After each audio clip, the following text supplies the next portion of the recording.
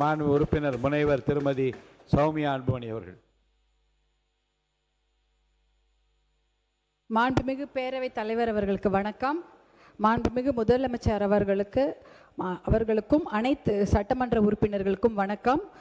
இன்று காலை 110 விதியின் கீழ் மாண்புமிகு முதலமைச்சர் அவர்கள் சிறப்பான அறிவிப்புகளை வெளியிட்டார். அவருக்கு முதற்க எங்கள் நன்றியை தெரிவித்துக் கொள்கின்றோம்.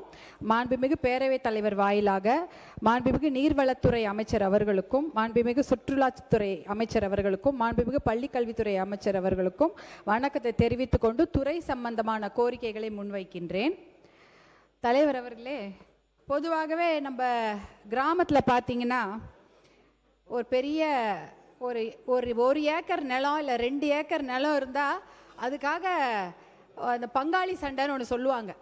நல்லா சண்டை போட்டுக்குவாங்க. கீழ் கோர்ட்டு, மேல் கோர்ட்டு, சுப்ரீம் கோர்ட்டு வரைக்கும் போவாங்க. ஏன்னா அது எங்கள் பாட்டன் சொத்து, எங்கள் அப்பா வாழ்ந்த வீடு, அதை நான் விட்டு கொடுக்க மாட்டேன் அப்படின்னு சொல்லிட்டு அவ்வளோ பெரிய சண்டையை போடுவாங்க. பங்காளி சண்டை போடுவாங்க. அண்ணன் தம்பிங்களா இருக்கட்டும், சித்தப்பா புள்ள, பெரியப்பா புள்ள எல்லாம் போடுவாங்க. எதுக்கு? அவர்களுடைய ஒரு பரம்பரை சொத்துன்னா அதை விட்டு கொடுக்க மாட்டாங்க. ஆனால் நம்ம கண் எதிர்க்கியே நம்ம கிட்ட இருக்கிற ஒரு மிகப்பெரிய சொத்து நம்ம கைவிட்டு போயிட்டு இருக்குது. அது எதுனா அது நீர்வளம் தான்.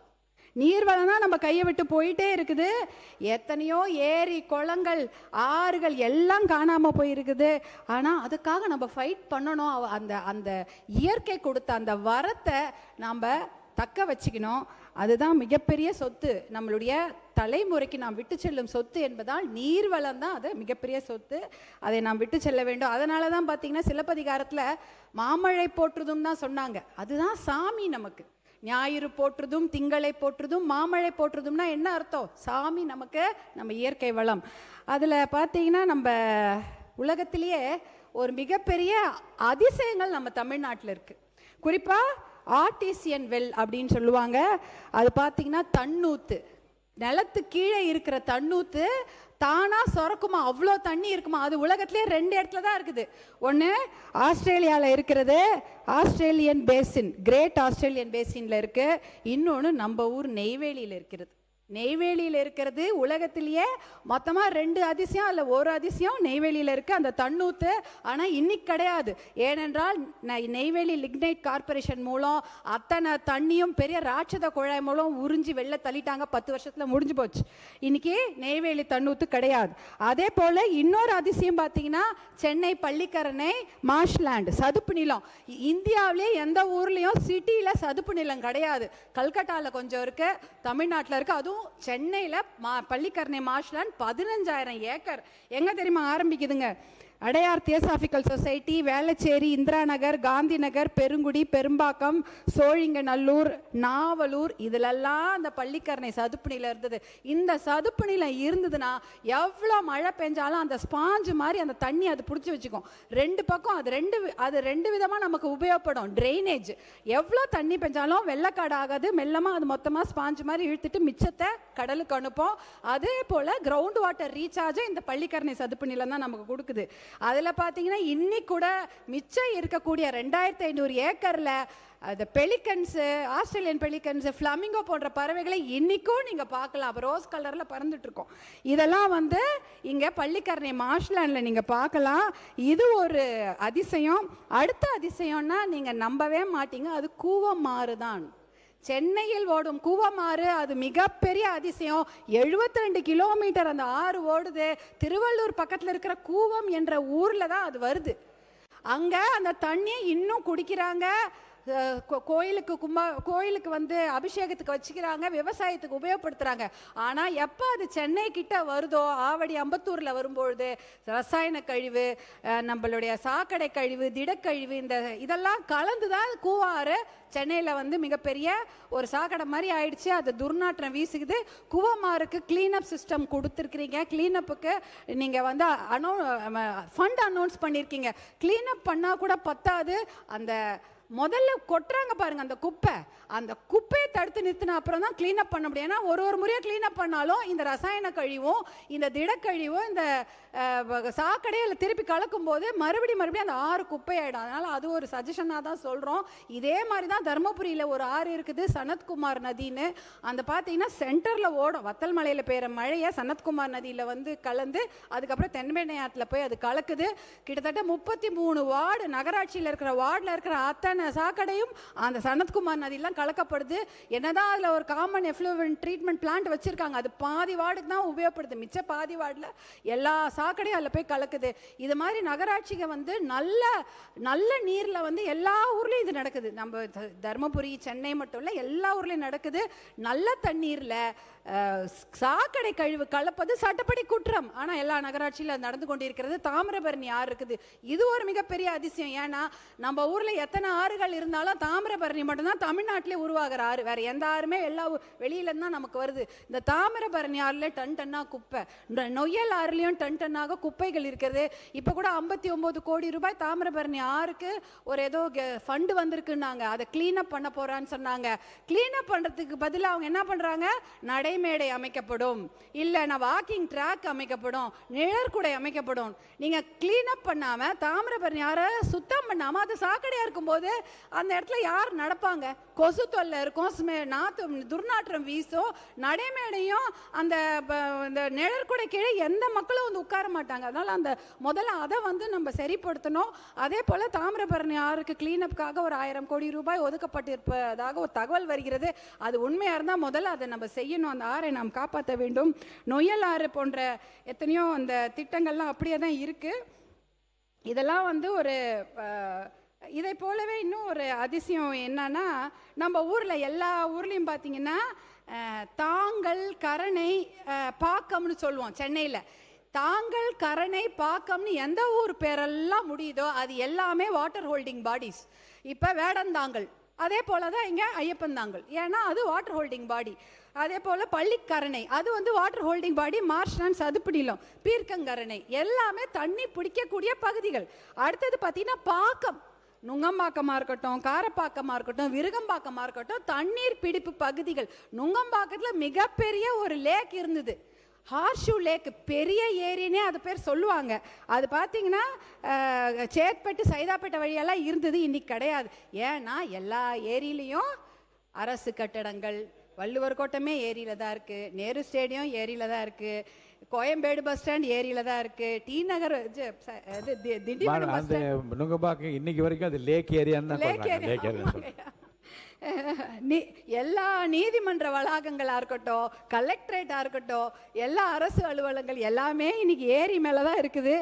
திண்டிவனம் பஸ் ஸ்டாண்டு புதுசாக கட்டினாங்க, அதுவும் ஏரி மேலே இருக்குது.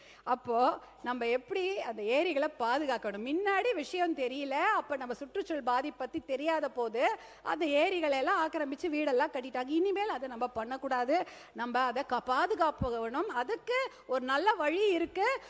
ஈரானில் ராம்சார்னு ஒரு நகரம், அந்த ராம்சார் நகரத்தில் 1971ஆம் ஆண்டு ஒரு பெரிய கூட்டம் போடுறாங்க. உலகத்தில் இருக்கக்கூடிய அத்தனை நீர்நிலைகளை பாதுகாக்க வேண்டும்னு கூட்டம் போட்டு அதில் ஒரு 100 நிலைகளை லிஸ்ட் பண்ணுறாங்க. அந்த 100 நீர்நிலைகளில் 20 நீர்நிலைகள் தமிழ்நாட்டில் இருக்குது. இந்தியாவில் 100 நீர்நிலைகள், அதில் 20 நீர்நிலைகள் தமிழ்நாட்டில் இருக்குது, அதில் 1 பள்ளிக்கரணை. அதனால் இந்த நீர்நிலைகளை பாதுகாக்க வேண்டும்னு அவங்க சொல்கிறாங்க. அதுக்கப்புறம் தமிழ்நாட்டிலையும் இந்தியாலையும் இந்த வெட்லேண்ட்ஸ் ஆக்டு, தமிழ்நாடு வெட்லேண்ட்ஸ் ஆணையம் இருக்கிறது. 7 வருஷம் 8 மாதம் 24 நாட்கள் ஆணையம் ஆரம்பித்து இது வரைக்கும் ஒரே ஒரு ஏரியோ, குளத்தையோ, குட்டையோ, கண்மாயோ, கழிவேலி, கழிமுகம், சதுப்பு நிலை எதையுமே லிஸ்ட் பண்ணல தமிழ்நாடு வெட்லேண்ட்ஸு ஆணையம். அதுக்கு எல்லா பெரிய துறை, அந்த துறையில் ஒரே ஒரு ஏரியா கூட லிஸ்ட் பண்ணலாம். 5 ஏக்கருக்கு மேலே எந்த ஒரு நீர்நிலை இருந்தாலும் அதை ஜிஐ மேப்பிங் பண்ணணும், ஜிஐஎஸ் மேப்பிங், டிஜிட்டல் மேப்பிங் பண்ணி நோட்டிஃபை பண்ணணும். நான் வந்து உங்களை வந்து மாண்புமிகு நீர்வளத்துறை அமைச்சர்களே நான் வந்து இருக்கரம் கூப்பி கேட்டுக்கிறது என்னெல்லாம், முதல்ல அதை லிஸ்ட் பண்ணுங்க. மாண்புமிகு நீர்வளத்துறை அமைச்சர் அவர்கள். மாண்பு பேரவைத் தலைவர் அவர்களே, நீங்கள் சொன்ன மாதிரி அத்தனை முயற்சிகளும் எடுத்துக்கொள்ளப்படும். அது இப்போ நடைமுறைப்படுத்துறதுக்கு உண்டான ஏற்பாடுகள் செய்யப்படும் என்பதை தெரிவிச்சுக்கிறேன். இப்போ நாங்கள் அதை வந்து மேப்பிங், அது ரெவென்யூ டிபார்ட்மெண்ட்டில் அமைச்சர்கிட்ட மாண்புமிகு அமைச்சர்கிட்ட சொல்லி அதுக்குண்டான வேலைகள் நடந்து கொண்டிருக்கிறது என்பதை தெரிவித்துக் கொள்கிறேன். மாண்பு உறுப்பினர். மிக்க நன்றி அமைச்சர், மாண்புமிகு அமைச்சர்கள் இருவருக்கும் என்னோட மனமார்ந்த நன்றியை தெரிவித்துக் கொள்கின்றேன். ஏன்னா சுப்ரீம் கோர்ட் வேற 2 முறை சொல்லிட்டாங்க. டிசம்பர் 2025 சொல்லிட்டாங்க, ஜூலை 28 2026 சொல்லிட்டாங்க. அந்த மேப்பிங் பண்ணா நீர் வரத்து கால்வாய் எது, ட்ரைனேஜ் எது, எப்படி அப்பதான் எந்த ஆக்கிரமிப்பும் அந்த நீர் அந்த 5 ஏக்கர் குளங்குட்டை மேலே ஆக்கிரமிப்பே இருக்காது. அப்பதான் அதை நம்ம காப்பாற்ற முடியும். அது ஒரு தகவல். அடுத்ததா வந்து இன்டர்லிங்கிங் ஆஃப் ரிவர்ஸ், இது நீர்வளத்துறை இன்னைக்கு மானிய கோரிக்கைன்றதுனால பேசுறேன். நம்ம இன்டர்லிங்கிங் ஆஃப் ரிவர்ஸ்லோடனே பெரிய பெரிய சப்ஜெக்ட்லாம் போக வேணாம். கிருஷ்ணா கோதாவரி எல்லாம் இன்டர்லிங்க் எல்லாம் வந்து பெரிய ப்ராசஸ்.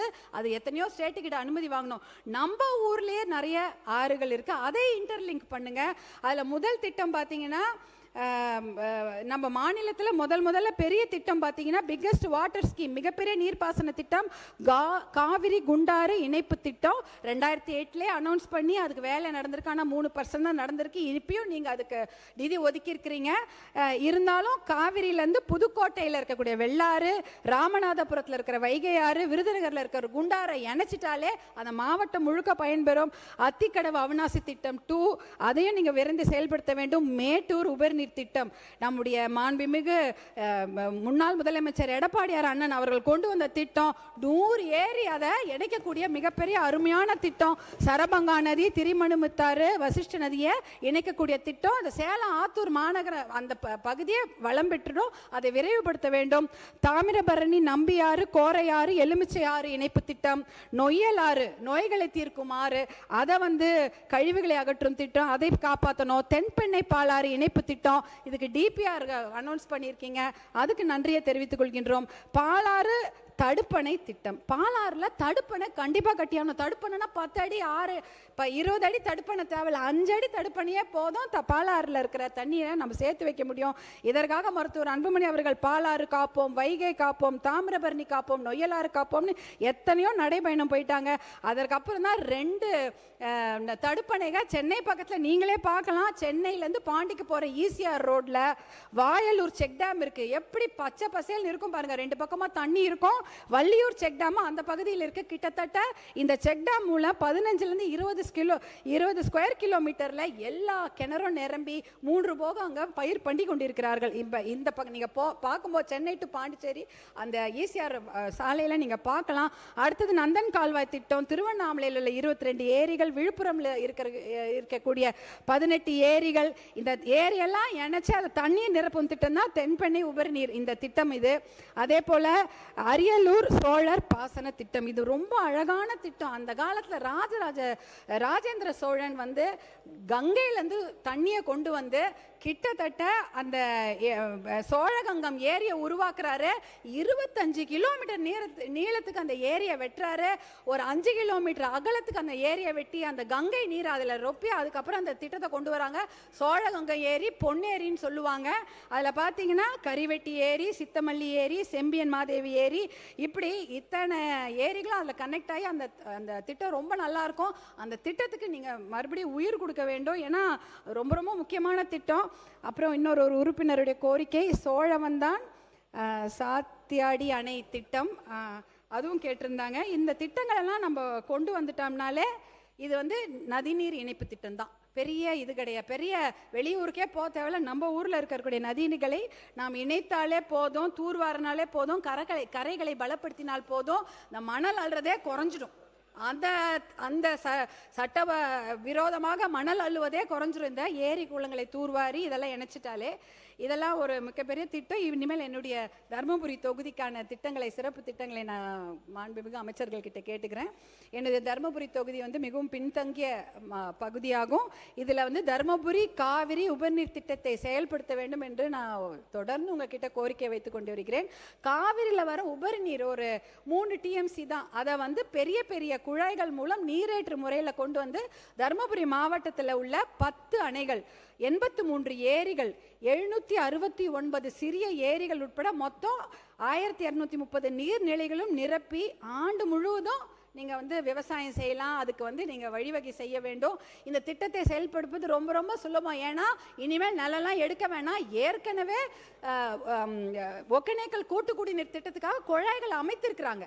அது பக்கத்துலேயே இதுக்கான தனியாக குழாய்கள் அமைச்சிட்டாலே போதும். இந்த தண்ணீரை கொண்டு வந்து அந்த பகுதி மக்களுக்கு கொடுத்துட்டா 15 லட்சம் பேருக்கு குடிநீர் வசதி கிடைக்கும். இதன் மூலம் பல லட்சம் பேருக்கு வேலை வாய்ப்பு கிடைக்கும். இதே போல் நிறைய திட்டங்கள் பேரை மட்டும் படிச்சிடுறேன்.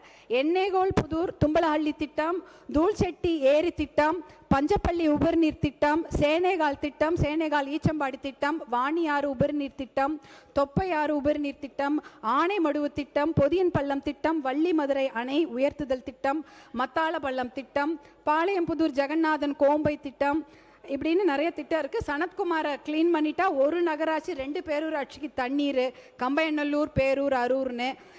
தருமபுரி மாவட்டத்தில் ஃப்ளோரோசிஸ் ரொம்ப அதிகம். அந்த ஃப்ளோரைட் தண்ணியில் கண்டென்ட் அதிகமாக இருக்கிறதுனால எலும்பு வீக் ஆகிடும், பல்லு கருப்பாயிடும். நீங்கள் பார்த்தீங்கன்னா இது வந்து அது ஏரியூர் பெண்ணாகரம் தொகுதியில் வருது.